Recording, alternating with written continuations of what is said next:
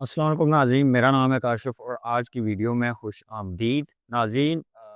ابھی کچھ دیر پہلے یہ خبر کنفرم ہوئی ہے کہ ایران کے سیکیورٹی چیف علی لارجانی جو ہیں وہ اسرائیل کے حملے میں شہید ہو گئے ہیں۔ یہ دوسری بڑی شہادت ہے جو ایران کی قیادت ہے اس کی آج کے ٹائم پر جو علی خامنہئی کی شہادت کے بعد جو ہے وہ یہ دوسری بڑی شخصیت جو ہیں وہ اس جنگ میں شہید ہو چکی ہیں۔ تو اس سے ظاہر ہوتا ہے کہ یہ جنگ جو ہے ایران کے لیے ابھی اس جنگ میں جو ہے وہ کسی بھی قسم کی رکاوٹ پیدا کرنا، رکنا یا مذاکرات کرنا جو ہے وہ ابھی تک پاسبل نہیں ہے، کیونکہ ان کی جو ہے وہ لگاتار شہادتیں ہو رہی ہیں اور شہید ہو رہے ہیں ان کے بندے۔ تو اس وجہ سے ابھی یہ ممکن نہیں ہے، چونکہ کچھ سورسز سے پتہ چلا ہے کہ جو موجودہ سپریم کمانڈر ہیں ایران کے، ان کو امریکہ کی طرف سے مذاکرات کی پیشکش ہوئی ہے، لیکن انہوں نے کہا ہے کہ یہ فی الحال امن کا وقت نہیں ہے۔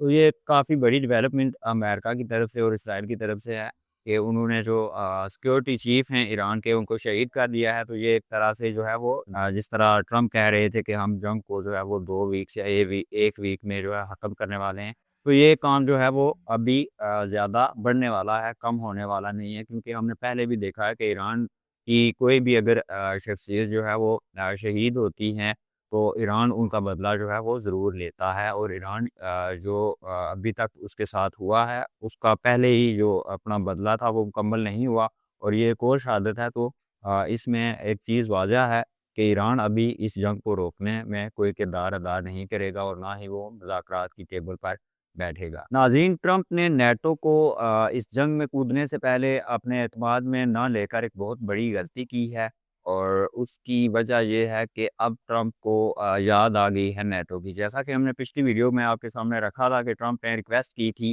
کہ آبنائے ہرمز کو ایران کے قبضے سے آزاد کروانے کے لیے، یا وہاں پر جو شپنگ کی جو ٹریفک ہے اس کو جاری کروانے کے لیے جو ہے وہ اس نے مطالبہ کیا ہے دیگر ممالک کے ساتھ کہ آپ لوگ جو ہے وہ ہمارے ساتھ شامل ہوں اور اپنی اپنی شپس بھیجیں، تاکہ ہم جو ہے ایران کے قبضے سے آبنائے ہرمز کو چھڑوائیں۔ تو ابھی کی جو تازہ ترین خبر ہے اس کے مطابق جو فرانس کے صدر ہیں میکرون، انہوں نے جو ہے وہ واضح طور پر ٹرمپ کی اس آفر کے کو جو ہے وہ ٹھکرا دیا ہے، اور انہوں نے انکار کر دیا ہے کہ فرانس جو ہے وہ کسی بھی طرح کی کوئی مدد نہیں کرے گا وہاں پر۔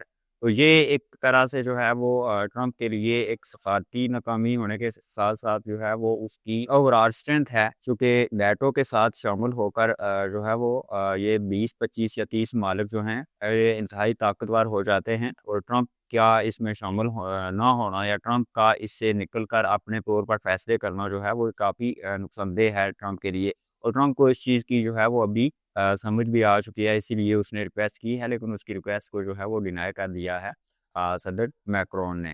اس کے علاوہ آج کی جو پوری ویڈیو ہے اس میں آپ کے ساتھ میں کوئی لمبی چوڑی گفتگو نہیں کروں گا اپنی طرف سے، بلکہ میں آپ کے سامنے ایک آرٹیکل رکھوں گا جو کہ آرٹیکل کی شکل میں ایک انٹرویو ہے جو کہ بلومبرگ کے ولی نصر اور مشال حسین ایک اینکر ہیں ان کے درمیان ہوا ہے، اور اس کو جو ہے وہ میں آپ کے سامنے ایز اٹ از رکھوں گا، اور آپ کو سمجھ میں آئے گی کہ کس طرح سے جو ہے وہ امریکہ نے اس وقت ایران پر حملہ کر کے جو ہے وہ یہ ایک بہت بڑی غلطی کی ہے۔ امریکہ کے اندر سے ان کے ایک آرمی کے چیف ہیں جو کہ میں خبر ہی آپ کے سامنے رکھ دیتا ہوں۔ امریکہ کے نیشنل کاؤنٹر ٹیررزم سینٹر کے سربراہ جوزف کینٹ نے ایران کے خلاف امریکی اسرائیل جنگ پر احتجاج کرتے ہوئے استعفیٰ دے دیا۔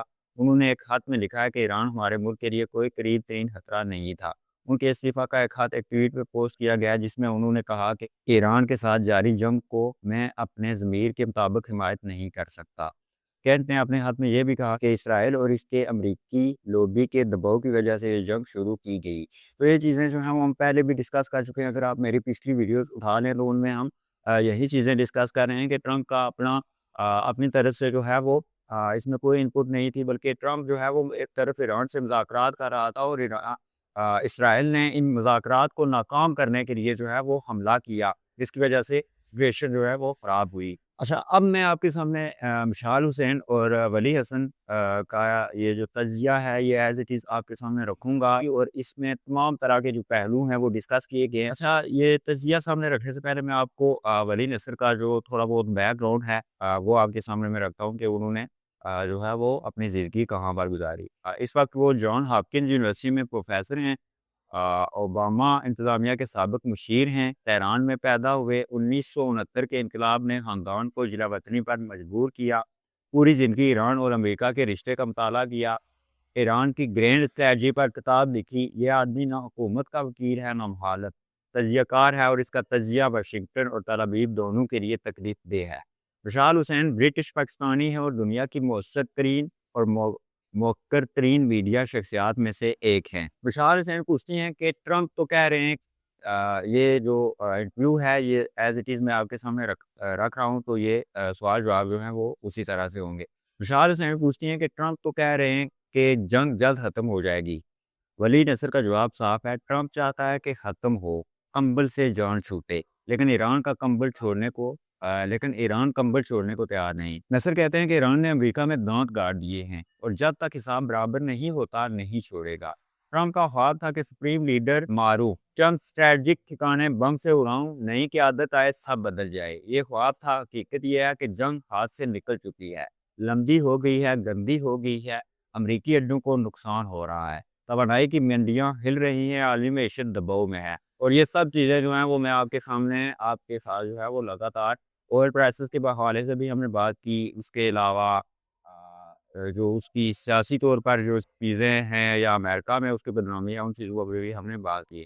مشال حسین ایک اہم سوال اٹھاتی ہیں، ایران کتنا برداشت کرنے کو تیار ہے، اور یہ چیز جو ہے وہ کافی کنفیوزنگ ہے کہ ایران جو ہے وہ کہاں تک جا سکتا ہے، کس حد تک جا سکتا ہے۔ ظاہر سی بات ہے، اگر سپر پاور جو ہے وہ اس کے خلاف کھڑی ہو چکی ہے اور اس کے ساتھ اس وقت کا سب سے جو خراب بچہ ہے وہ اس کے ساتھ ملا ہوا ہے، تو معاملات جو ہے وہ ظاہر ہے ایران کے لیے بھی آسان نہیں ہوں گے دو ملکوں کے ساتھ جو ہے وہ لڑنا، اور پھر جو اس کی دیگر مالک ہیں، جو پڑوسی مالک ہیں سعودی عرب اور یو اے ای وغیرہ، ان کے ساتھ بھی جو ہے وہ فرنٹس کھولنا یہ آسان بات نہیں ہے۔ ہزاروں مردے ایندھن کے ذائقے جل رہے ہیں، تیل کی سپلائی تباہ، حد کہاں ہے؟ ولی نصر کا جواب جنگ کے فلسفے کو بدل دیتا ہے۔ وہ کہتے ہیں کہ یہ گولہ بارود گننے کا کھیل نہیں، یہ درد کی دہلیز کا مقابلہ ہے، یہ کربلا کے فلسفے سے نکلا ہے۔ میں تمہیں اپنے صبر سے مار دوں گا۔ ایران کا حساب ہے کہ امریکہ اور اسرائیل تیز دوڑ سکتے ہیں لیکن لمبی دوڑ نہیں دوڑ سکتے۔ ایران طویل فاصلے کا لڑاکا ہے، اسے یقین ہے کہ وہ زیادہ دیر برداشت کر سکتا ہے، اور جب تک برداشت کرتا رہے گا امریکہ کی بھوک ختم ہوتی رہے گی۔ لیکن ایران اتنا کچھ برداشت کر کے کیا حاصل کرنا چاہتا ہے؟ کیا واپس پرانی صورتحال پر آنا ہے؟ نصر کہتے ہیں نہیں، بالکل نہیں۔ ایران کی سوچ یہ ہے کہ یہ آخری جنگ ہونی چاہیے، یا ہم ختم ہوں یا امریکہ اور اسرائیل۔ یہ خیال ہمیشہ کے لیے چھوڑ دیں کہ وہ جب چاہے ایران میں گھس سکتے ہیں۔ یہ اندر گھس کے مارنے والا تصور کہ ہر 6 مہینے بعد آ کر مار لو، یہ ختم ہونا چاہیے۔ ایران چاہتا ہے کہ امریکہ کو اتنی قیمت چکانی پڑے کہ آنے والا کوئی بھی صدر ایران سے اجرنے کا سوچے بھی نہیں۔ اور صرف یہ نہیں، نصر بتاتے ہیں کہ ایران کے مطالبات وسیع ہیں، پابندیاں اٹھائی جائیں، لبنان سے اسرائیلی واپسی ہو، اور سب سے اہم، امریکہ ہٹے سے اپنے فوجی اڈے سمیٹے۔ ایران خلیجی ریاستوں کو قائل کرنے کی حکمت عملی پر عمل کر رہا ہے کہ امریکی اڈے تمہاری حفاظت کے لیے نہیں ہیں، یہ ایران پر حملے کے لیے ہیں، اور جنگ تمہاری دہلیز پر لاتے ہیں۔ یہ شاید حد سے زیادہ بڑے مقاصد ہیں۔ نصر خود تسلیم کرتے ہیں کہ شاید سب حاصل نہ ہو، لیکن یہی وہ چیز ہے جو ایران کو چلا رہی ہے۔ پھر مشال حسین بات مصطفیٰ خامنہئی کی طرف لے جاتی ہے، نیا سپریم لیڈر مقتول آیت اللہ کا بیٹا۔ ولی نصر کا تجزیہ یہاں گہرا ہو جاتا ہے۔ وہ کہتے ہیں کہ امریکہ اور اسرائیل نے انقلاب کی پہلی نسل کو تقریباً مکمل طور پر ختم کر دیا ہے۔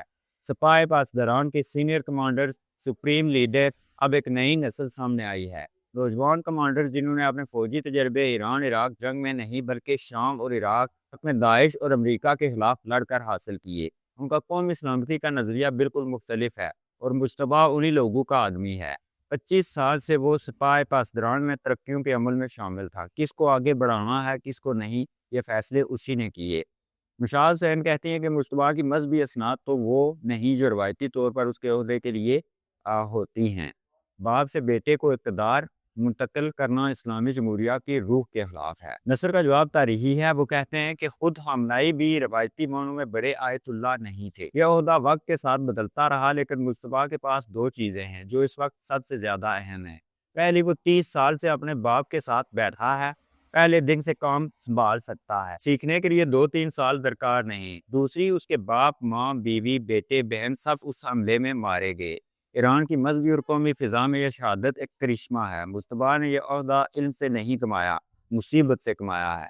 وہ کربلا کے اماموں، شیعہ، اولیاء اور ایرانی اساطیری ہیروز کی علامت بن گیا ہے، اور یہاں والی نصر وہ بات کہتے ہیں جو پورے انٹرویو کا مرکز ہے۔ رشال حسین پوچھتی ہیں کہ کیا اس جنگ نے ایران کو امریکی منشا کے بالکل الٹ سمت میں بدل دیا ہے؟ جنوری میں لاکھوں لوگ حکومت کے خلاف سڑکوں پر تھے، اب کیا ہوا؟ نصر کہتے ہیں ہاں، غصہ ابھی بھی ہے، کوئی مذہبی حکومت یا معاشی تنہائی میں نہیں رہنا چاہتا، لیکن اب ایرانیوں کے سامنے سادہ سیاہ سفید فیصلہ نہیں رہا کہ تم حکومت کے ساتھ ہو یا خلاف۔ اب نیا سوال کھل گیا ہے، تم جنگ کے حق میں ہو یا خلاف؟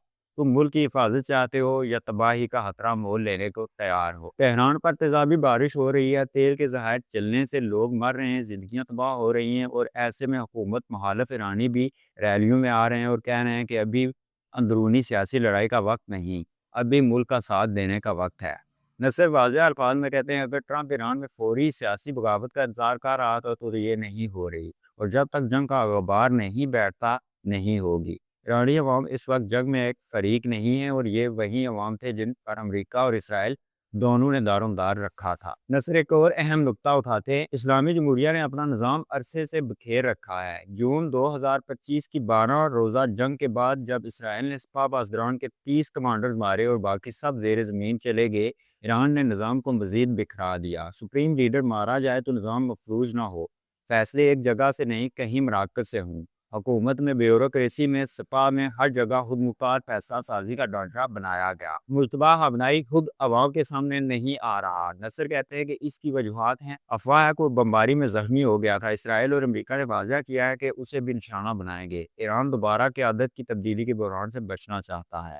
اور جب مشال حسین پوچھتی ہیں کہ یہ جنگ کب تک چلے گی تو نصر کا جواب مختصر مگر بھاری ہے، ٹرمپ جتنا سوچ رہا ہے اس سے زیادہ لمبی چلے گی۔ تو یہ جو ہے وہ ولی نصر کا تجزیہ تھا۔ یہ بہت بڑے جو ہے وہ تجزیہ کار ہیں، انٹرنیشنل جو بھی ڈیولپمنٹس ہوتی ہیں ان پر ان کی کافی نظر ہوتی ہے، اور خاص کر ایران کے حوالے سے ان کی جو ہے وہ ایران اور امریکہ کے جو تعلقات ہیں ان پر ان کی کتاب بھی ہے، تو اس حوالے سے ان کا تجزیہ جو ہے وہ کافی زیادہ امپورٹنٹ ہو جاتا ہے۔ اور انہوں نے جو چیزیں کی ہیں وہ ہم نے پہلے بھی آپ کے ساتھ جو ہے وہ ڈسکس کی ہیں، اور ان کی ان باتوں سے جو ہے وہ ایک چیز واضح ہو جاتی ہے کہ جو ہماری اسیسمنٹ ہے اب تک اس جنگ کو لے کر وہ جو ہے وہ بالکل صحیح ہے، اور ایران جو ہے وہ اس جنگ سے پیچھے ہٹنے کے لیے بالکل بھی تیار نہیں ہے۔ اور دوسرا چیزوں کو جو ہے وہ حقیقت میں رکھنے کے لیے یہ ضروری ہے کہ ہمیں اندازہ ہو کہ ایران جو ہے وہ کس حد تک جا سکتا ہے۔ تو انہوں نے جو جواب دیا کہ درد کی جو دہلیز ہے اس کی آخری حد تک، تو ان کا جواب جو ہے وہ بالکل اپنی جگہ ٹھیک ہے، لیکن جو چیز سمجھنے کی ہے وہ یہ ہے کہ کیا ایران اگلے 30 دن کے لیے یا 60 دن کے لیے یا 90 دن کے لیے یا 1 سال کے لیے اتنا اسلحہ اس کے پاس موجود ہے کہ اگر یہ جو حملے لگاتار ہو رہے ہیں اسرائیل اور امریکہ کے، کیا وہ ان کو ان کا جواب جو ہے وہ دے سکتا ہے؟